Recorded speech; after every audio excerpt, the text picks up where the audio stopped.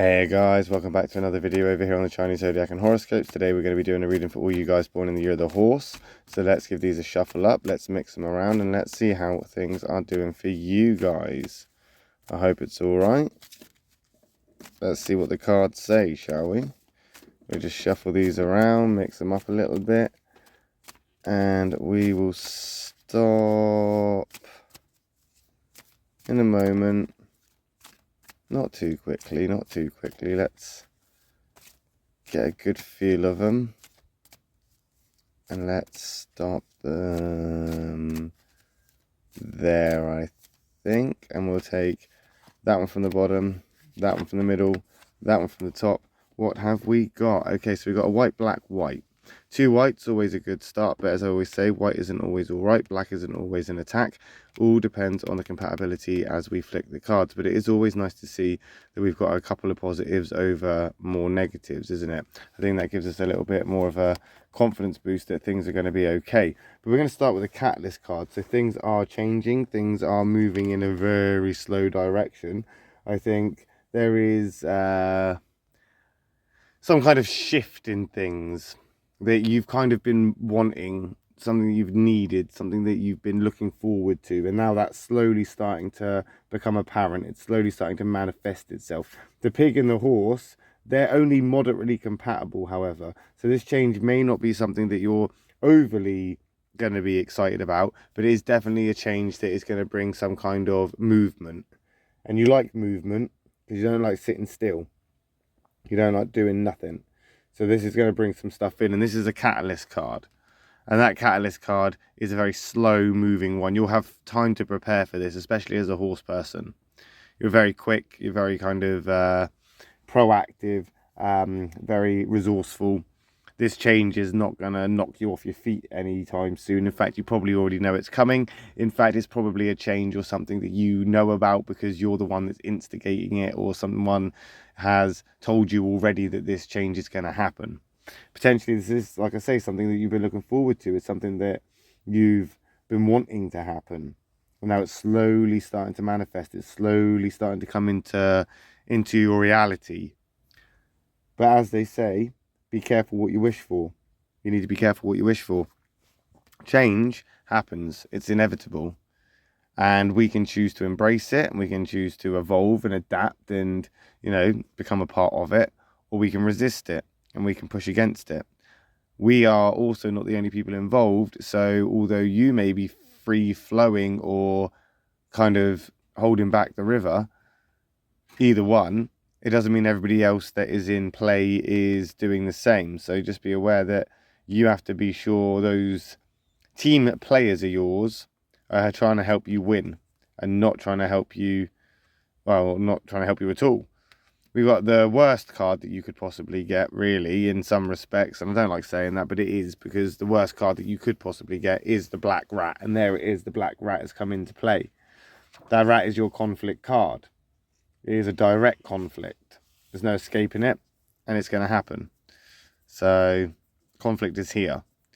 We've got that black rat. So we've got some misunderstandings here. We've got some kind of need to break away. We've got some kind of feeling of unreliability or disrespect. We've got a feeling of not being appreciated. We've got this feeling of being taken advantage of. You've got this kind of doom and gloom kind of perspective of things where if it goes wrong, let it go wrong, because you're not going to clean up the mess. If it's going to break, let it break.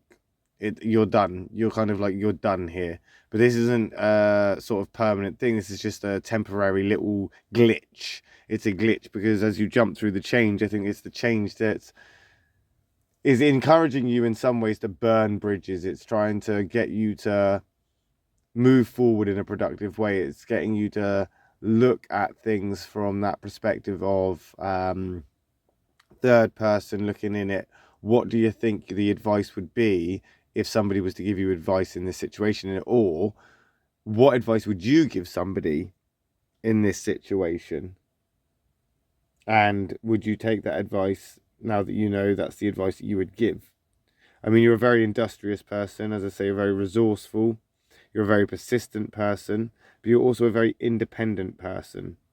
And I think sometimes when you get trapped or held back, or when change is slow and not going as fast as you'd like it to, it's easy to get frustrated. It's easy to kind of get a little bit upset and worked up about a few things.